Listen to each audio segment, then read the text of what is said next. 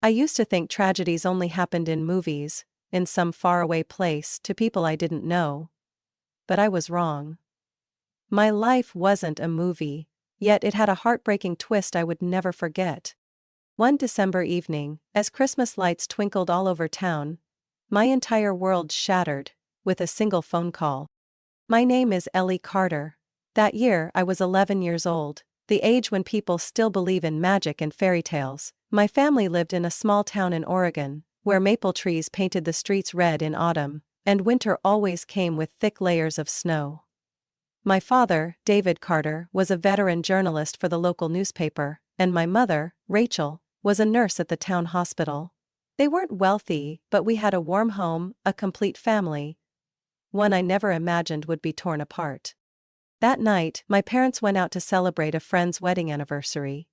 I stayed home with my grandmother, a silver-haired but sprightly woman who always had a gentle smile for me. When the clock neared 10, I was curled up on the couch, my eyelids growing heavy under the blue glow of the TV screen, when the phone rang. I barely noticed it, until I heard my grandmother's sharp intake of breath from the kitchen. "No. This can't be." Her voice broke, as if someone had sucked the air out of the room. I jumped off the couch, my heart pounding, and ran to her. "Grandma, what's wrong?" She looked at me, her eyes brimming with tears, clutching the phone tightly. "Ellie, sweetheart, your parents, they had an accident." My whole body froze. I couldn't process the words she had just spoken. An accident? My parents? No! That wasn't possible. But the truth didn't wait for me to accept it. An hour later, my grandmother and I arrived at the hospital. The air was cold, and the sharp scent of antiseptic made my stomach churn. When the emergency room doors swung open, a doctor stepped out, his expression grave. "I'm so sorry," he said. And with those 3 words, I knew my mother was gone. All sound disappeared. I felt nothing but a hollow, icy void in my chest. My father survived, but he was never the same. His injuries left him unable to walk, and for months, I only saw him lying in a hospital bed, his eyes sunken with pain and despair. My entire world changed forever in one stormy night. And I had no idea how to keep living when half of my heart had been shattered. My father was discharged after nearly 3 months of treatment. But the man who came home was no longer the father I once knew. Before the accident, my dad was always full of energy. He could spend hours in his office, passionately typing away at the articles he loved to write. On weekends, he used to take me to the river near our house, teaching me how to skip stones across the water. He would tell me stories about his travels, the things he had witnessed throughout his career as a journalist. But now he just sat there, in his wheelchair, silently staring out the window. Our house was no longer the same. The laughter had disappeared. Dad no longer played rock music in the mornings while making coffee. And the light-hearted stories at dinner were gone. He sank into silence. Into a grief I couldn't reach. I tried my best to make everything feel normal. I woke up early to cook breakfast, helped him move around the house, pushed his wheelchair out onto the porch so he could get some fresh air. But he just remained silent. I hated that silence. One late evening, after washing the dishes, I walked into the living room and saw Dad staring at an old photo frame. A picture of the 3 of us on a trip to the beach a few years ago. "Dad?" I called softly. He looked up at me, his eyes dark and hollow. "Pelly, you don't have to do all of this. You're just a kid. I should be the one taking care of you. We're still a family, aren't we?" I stepped closer, kneeling beside his wheelchair. "You're here and I'm here. We still have each other. Isn't that enough?" Dad stared at me for a long time. And then, suddenly, he started to cry. I had never seen him cry before. My chest tightened as he buried his face in his hands, his muffled sobs filling the already empty room. I didn't know what else to do, so I just held his hand. And in that moment, I realized I wasn't the only one trying. Dad was fighting his own battle too. The days that followed didn't suddenly become perfect. But one thing changed. Dad started talking to me more. He told me about his time in the hospital, about the fear of knowing he would never walk again. He admitted that, for a while, he had thought it would have been better if he hadn't survived the accident at all. Those words hurt, but I knew he wasn't saying them to hurt me. He said them because he wanted me to understand. And I did. Evenings became easier. We started rewatching old movies we used to love. I brought home books from the library and read to him, when he couldn't focus on the newspapers like he used to. One day, while I was doing homework at the kitchen table, Dad suddenly spoke. "You want to join a club at school?" I looked up, surprised by the unexpected question. "Huh? You used to say you were interested in the photography club." He smiled. His first real smile since coming home. "I think you should give it a try." His words made my throat tighten with emotion, not because of the club, but because I knew this was his way of telling me he wanted me to keep living my life. From that day on, I slowly started finding myself again. I signed up for the photography club at school. After classes, I spent time walking around town, taking pictures I thought Mom would have loved. When I brought some home, Dad spent hours looking at them, pointing out the best angles, analyzing the lighting as if he were writing an article about them. Maybe we had lost a part of our family, but what mattered was that we still had each other. That winter, the snow was heavier than usual. Dad and I sat by the window, watching the garden disappear beneath a thick white blanket. And for the first time in months, I felt something I thought I had lost forever. I didn't know what the future held, but I knew one thing: no matter how hard the road ahead would be, Dad and I would face it together. Dad was right. I needed to keep living my life. High school passed by faster than I expected. I spent most of my time studying and participating in the photography club, but I never neglected my evenings with Dad. Over time, he rediscovered his passion for writing and started working remotely as an editor for a larger newspaper in Portland. We weren't wealthy, but life was stable. And more importantly, I knew he was trying for me. When I turned 18, I received an acceptance letter from the University of Washington. It was an emotional day. I was thrilled about the opportunity, but at the same time, anxiety tightened in my chest at the thought of leaving Dad behind. "You have to go, Ellie," Dad said when he saw my hesitation. "Don't worry about me. I want you to live a life your mother would be proud of." I knew he was right, and so, that fall, I left the small town I had grown up in, and began a new chapter of my life. At university, I majored in accounting. A practical and stable choice. Life in the big city was nothing like what I had known, but I gradually adapted. I made friends in my classes, embraced the freedom of young adulthood, and slowly, the loneliness faded. It was during this time that I met Andrew Miller. Andrew was in my financial principles class, one of the tougher courses. He was tall, with tousled brown hair, and deep blue eyes that always carried a hint of amusement. I still remember the first time we talked.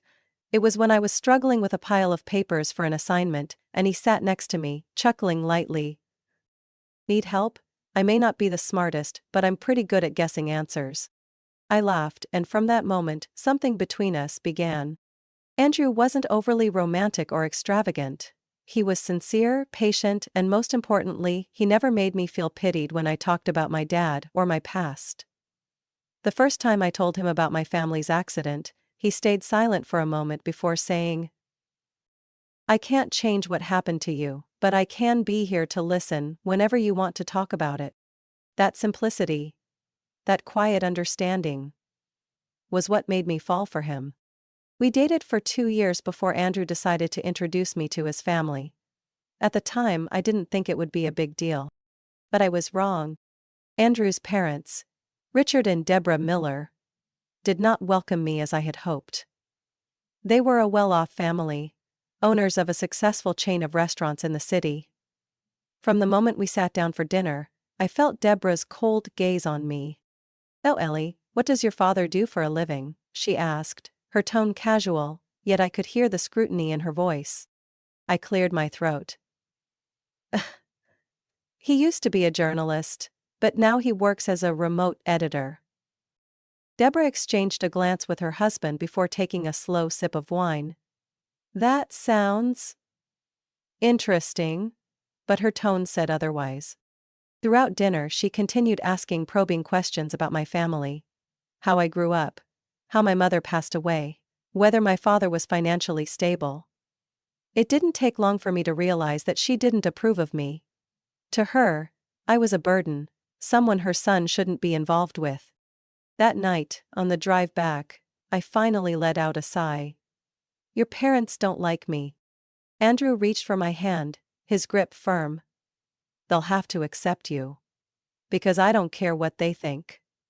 I only care about you.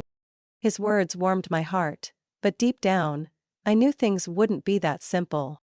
Despite his family's disapproval, Andrew and I stayed together.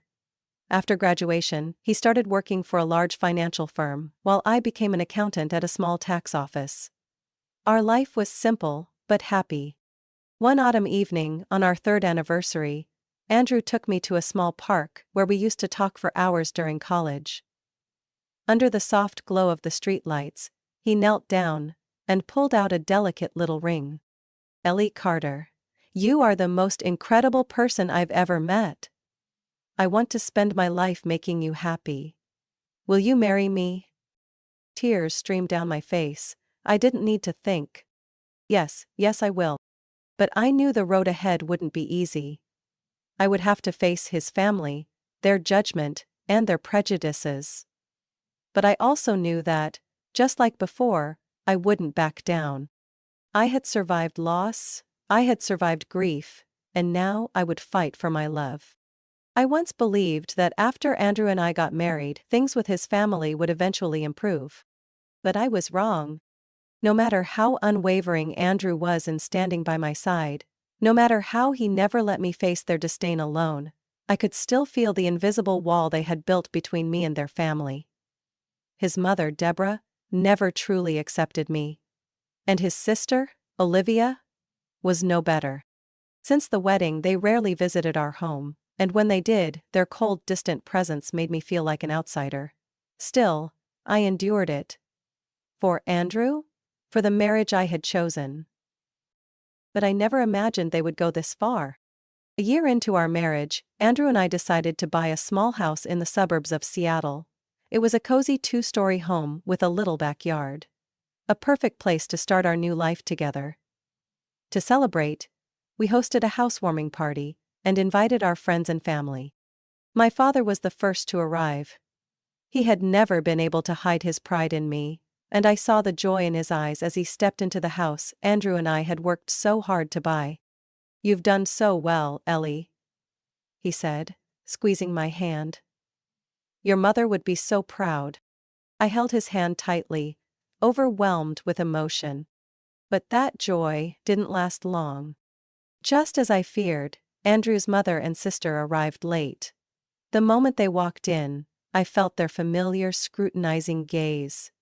Deborah looked around the house, her lips pressed into a thin line as she examined the furniture. Olivia stood with her arms crossed, her expression filled with mockery.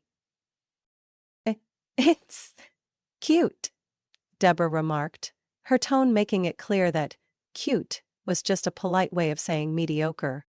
I chose to ignore it. This was my happy day, and I wouldn't let them ruin it. But they had no intention of stopping there. As the house filled with guests, I was busy chatting with friends and making sure everyone felt welcomed. Then suddenly, Olivia's voice rang out, sharp as a knife. What is he doing here? I turned around to see her glaring at my father, who had been happily talking to one of my friends. What do you mean? I frowned. Olivia smirked. I mean, wouldn't it be better if he were somewhere more suitable for his condition? I hear there's a really nice assisted living center downtown. The room fell into a heavy silence, my entire body froze. Olivia!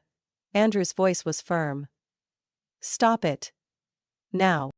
But then Deborah spoke up, her tone filled with fake concern. You know, Ellie, we all just want what's best for your father. Maybe a care facility would give him a more comfortable life. Here, you have to take care of him all on your own. Isn't that exhausting? I stared at them, unable to believe what I was hearing. This is my home. Where my father lives is my decision. And he's not going anywhere, I said, my voice shaking with fury. Why are you reacting so dramatically? Deborah kept that same insincere, sickeningly sweet tone. We're only thinking of you, Ellie. No, you're thinking of yourself. My voice was ice cold. You never wanted me as your daughter-in-law. And now, you think you can just erase my father from my life? Deborah's expression darkened. Before she could say another word, my father gently touched my arm. Ellie, it's okay, he said quietly, though his eyes betrayed the hurt he was trying to hide. No. I wasn't going to let them trample his dignity. No, Dad. I turned to Andrew, my voice steady, unwavering. I can't keep doing this. Either you say something or I will. Andrew clenched his fists, his jaw tight. Then he turned to his mother. Mom, I think it's time for you to leave. Deborah blinked, as if she couldn't believe what she had just heard. Andrew, what are you saying? I'm saying you don't get to decide who is welcome in my home. This is my family, do you understand? If you can't respect my wife and my father-in-law, then you don't belong here. A long silence stretched between us. Then, with a sharp huff, Deborah spun on her heels and stormed out, Olivia trailing behind her. As the door slammed shut, I felt my entire body tremble. Andrew stepped forward, wrapping me in a gentle embrace. I'm sorry, Ellie. I should have shut them down sooner. I leaned into him, closing my eyes, trying to steady my breath. My father placed a firm hand on my shoulder. His voice was calm but resolute. You don't have to fight alone, Ellie. I will always be here. I squeezed his hand tightly. Yes, I wasn't alone. But deep down, I also knew this wasn't over. Deborah wasn't the type to back down easily. And something told me she wasn't done playing her cards yet. I always knew that life couldn't be peaceful forever. But I never imagined my worst nightmare would arrive on an otherwise ordinary day. That morning, Seattle was draped in a light drizzle. I was at my office, reviewing financial records for the firm, when my phone rang. Seeing an unfamiliar number on the screen, I hesitated for a second before picking up. Is this Ellie Miller? A deep male voice asked. I blinked. Yes, this is she. This is Officer Parker from the Tacoma Police Department. I'm very sorry to inform you that your husband, Andrew Miller, was involved in a severe car accident on the I-5 highway this morning. A crushing weight wrapped around my chest. The world around me blurred and faded, leaving only his voice echoing in my mind. How is he? My voice trembled. A long silence stretched between us. I'm very sorry, Mrs. Miller, he didn't make it. The phone slipped from my hand. Everything after that became a hazy blur. I don't remember how I left my office or how I made it home. I only remember the unbearable emptiness in my chest, as if someone had ripped out a part of my soul. My father was the first to arrive. He held me tight, the same way he had when my mother died years ago. But this time, I wasn't an 11-year-old girl. I was a grown woman, and this pain, it cut deeper than anything I had ever known. In the days that followed, I had to arrange Andrew's funeral. Never in my life did I think I'd be planning a funeral for my husband at 28. Choosing a casket, deciding where to lay him to rest, organizing the memorial service. It was all too much. And then, as I had predicted, my mother-in-law showed up. But not to grieve. 3 days after Andrew's death, I received another call. This time, it was from Deborah. This is all your fault. Those were her first words. No condolences, no questions about how I was holding up. Her voice was cold, sharp, cutting straight into my heart. I gripped the phone tightly, trying to stay calm. What are you talking about? If it weren't for you, Andrew wouldn't have worked himself to exhaustion. If it weren't for you, he wouldn't have been driving so late at night just to come home to an unworthy wife, she spat. I held my breath. You have no right to say that. I have every right. My son is dead because of you. You stole him from this family, and now you want to play the victim? I froze. Her words weren't just cruel. They were meant to break me. I loved Andrew, my voice was hoarse. He chose this life. He chose me. You destroyed him, she screamed. Do you really think you deserve to plan his funeral? You have no right. I won't be attending. I refuse to acknowledge any service arranged by you. Her words hit me like a slap across the face. I clenched my fists. You can do whatever you want, but I will give Andrew the farewell he deserves, and whether you're there or not, I will say goodbye to him with all the love I have. She scoffed. Just wait, Ellie, you'll regret this. Then she hung up. I sat there, staring blankly at my phone, still gripping it tightly. The sorrow inside me twisted into a quiet, simmering rage. She could hate me. She could refuse to accept my marriage. But she could not take away my right to grieve. Andrew was my husband, and I would be the one to bring him home. On the day of Andrew's funeral, the skies over Seattle wept. I stood by his grave, clutching a bouquet of white roses in my trembling hands. Friends, colleagues, and loved ones gathered around. My father sat beside me in his wheelchair, his hand resting gently on mine, offering me what little strength he could. But his family never came. There was no sign of his mother. No sign of Olivia. They had refused to say goodbye. A sharp pain twisted in my chest, but I had no more tears left to cry. I had spent the past week drowning in grief. Now, all that remained was the emptiness, the unbearable weight of loss, and the pain I knew would follow me for the rest of my life. As the coffin was lowered into the ground, I whispered softly, I love you, Andrew, always. The rain kept falling, cold and relentless, but I stood there, unmoving. Because this was our final moment, and I wasn't ready for it to end. 4 days after Andrew's funeral, before I had even come close to finding a shred of peace, even in sleep, a thick envelope appeared in my mailbox. My hands trembled as I opened it. The bold, printed words cut into my eyes like a blade. Lawsuit for property ownership dispute. The plaintiff? None other than Deborah Miller. I kept reading through the calculated, ice-cold legal jargon. She was claiming that I had no rightful ownership of the home Andrew and I had bought together, that because Andrew had earned more, the property belonged to his family, not me.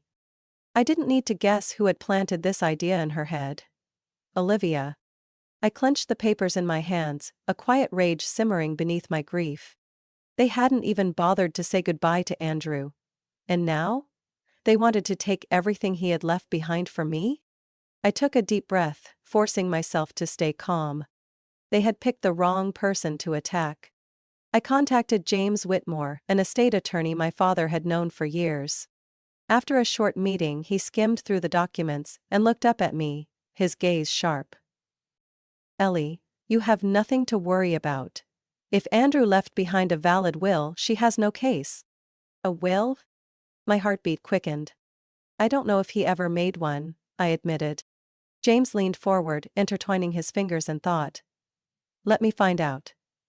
If he did, we have the upper hand. If not? He hesitated before saying carefully. Then she could drag you into a very long legal battle. I nodded. No matter what, I was ready to fight. 2 days later, James called me. Ellie, I have good news. I nearly dropped my phone from the anticipation. Andrew met with an attorney 6 months ago to draft his will. He left everything to you. The house, the car, the bank accounts, it's all legally yours. I could hardly believe what I was hearing. Andrew had prepared for this. So, she has no case, right? I asked, still afraid to let my guard down. James chuckled lightly. Exactly. But I doubt they'll give up that easily. I didn't need him to tell me that. And sure enough, 2 days later, Deborah and Olivia showed up at my doorstep. I opened the door to find both of them standing there. Deborah with her arms crossed, her expression ice cold, and Olivia, looking annoyed, as if I were the intruder trying to take something that belonged to them. We're here to negotiate, Deborah said. I don't think there's anything to negotiate, I replied, my tone calm but firm. She narrowed her eyes. Listen, Ellie. My son was the primary earner. This house should have belonged to him. And since he's no longer here, his assets should return to his real family. I let out a short, bitter laugh. Real family? The same family that abandoned him when he chose to be with me? The same family that didn't even bother to attend his funeral? Deborah's face darkened, but before she could speak, Olivia cut in sharply. You have no right to keep all of this. You were just his wife. We're his blood. I arched a brow. Oh? Then let me make something clear to both of you. Andrew left everything to me. He had a will. It's all legally binding. For the first time, Deborah hesitated. Olivia's eyes widened in shock. I didn't give them a chance to recover. The documents have already been submitted to the court. You're welcome to check them if you don't believe me. But I suggest you don't waste any more time. I held their gaze. Because you've already lost. A tense silence settled between us. Then, Deborah let out a slow, humorless chuckle. But there was no amusement in it. You think you've won, she said, her voice dangerously low. You may keep this house, but you've lost Andrew. And you'll have to live with that for the rest of your life. Her words stabbed at me like a knife. But I didn't let it show. I haven't forgotten that, I said, my voice steady. But I also won't let you exploit him. Not even in death. And with that I shut the door in their faces. As I turned away, I felt something shift inside me. Like a heavy weight being lifted off my shoulders. They had tried to take everything from me. But they had failed. And from that moment on, I knew one thing for certain. I wasn't afraid of them anymore. The months following Andrew's death passed in a hollow blur. I had won the lawsuit and kept the house, but that didn't ease the pain inside me. Every night, I dreamed of Andrew. His smile, his voice, the way his eyes watched over me. But when I woke up, all that remained was the cold emptiness beside me. My father was the only thing keeping me from falling apart. He didn't say much, but I knew he understood. He had lost the love of his life once too. One late afternoon as I sat on the couch, staring at Andrew's jacket still hanging by the door, my father wheeled himself beside me and spoke. Ellie, have you thought about the future? The future. The word felt so distant. I know you're hurting, he continued, his voice steady but gentle. But you can't live in this grief forever. Andrew wouldn't want that. I let out a hollow laugh. I just don't know what to do anymore. He took my hand, his touch warm, comforting. You'll find a reason to move forward. Maybe not today, maybe not tomorrow, but you will.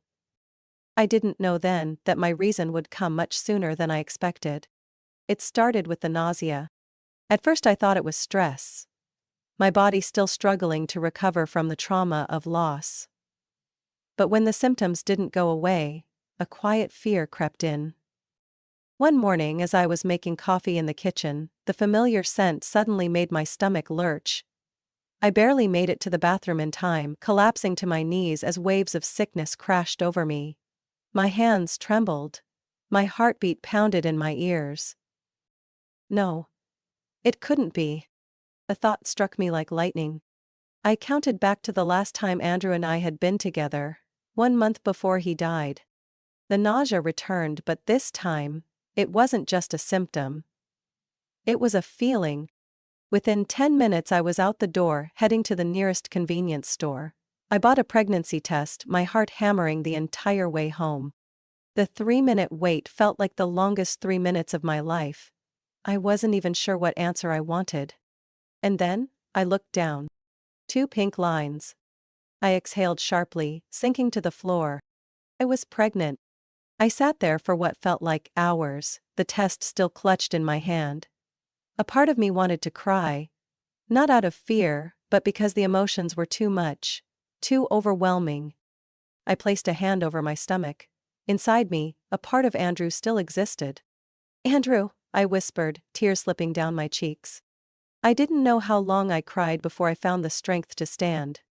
When I stepped into the living room, my father was waiting, concern deep in his eyes. Ellie? I walked toward him and handed him the pregnancy test. Dad, I'm pregnant. He was silent for a long time. Then, he let out a slow breath, and a soft smile touched his lips. Andrew's child?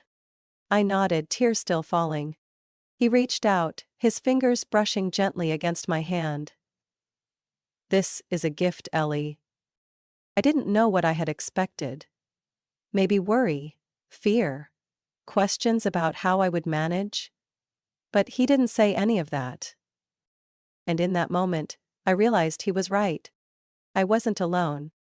A part of Andrew was still here with me. And for the first time in months, I had a reason to keep going. In the days that followed, my perspective shifted. I no longer saw this house as just a place filled with painful memories. Instead, I saw a future. A home where my child would grow up. Where I would tell them stories about their father. About the incredible man they would never meet, but who would always love them. I started planning. I reorganized my finances, made lists of everything I would need. I researched what it meant to be a single mother, read parenting books, joined pregnancy forums. Every morning I placed a hand over my stomach, closed my eyes, and thought of Andrew. He would want me to be strong. And I would be. I would live, not just for myself, but for our child. I thought that after the lawsuit was over, after I had kept my home and they had walked away in defeat, I would never have to see them again. But I was wrong. One late afternoon, as I sat in the garden, watching the golden sunset stretch across the trees, a familiar car slowly pulled up in front of my house. I didn't need to look closely to know who it was. Deborah Miller. Beside her stood Olivia. They stepped out of the car, but this time, they didn't wear the smug, condescending expressions they once did. This time, they looked desperate. I took a deep breath, instinctively placing a hand over my stomach. 6 months had passed since I found out I was pregnant, and now my belly was unmistakable. I was no longer the broken, lost woman drowning in grief. I had found myself again. And I would never let them hurt me again. I had no intention of inviting them inside. I stood in the doorway, blocking the entrance, my gaze cold as I looked at the two women who had once tried to take everything from me. Deborah was the first to speak. Her voice was rougher than before, tired. Ellie, we need to talk. I don't think there's anything left to say, I replied calmly. She pressed her lips together, then let out a heavy sigh. I know what I did was wrong, but we're in a really bad situation. We've lost everything. I said nothing, just folded my arms and waited for her to continue. Deborah swallowed hard. After the lawsuit, our family's reputation was ruined. Our restaurant lost a lot of customers. Olivia lost her job. We have no money left to keep things going. A smirk tugged at my lips. And, are you expecting me to help you?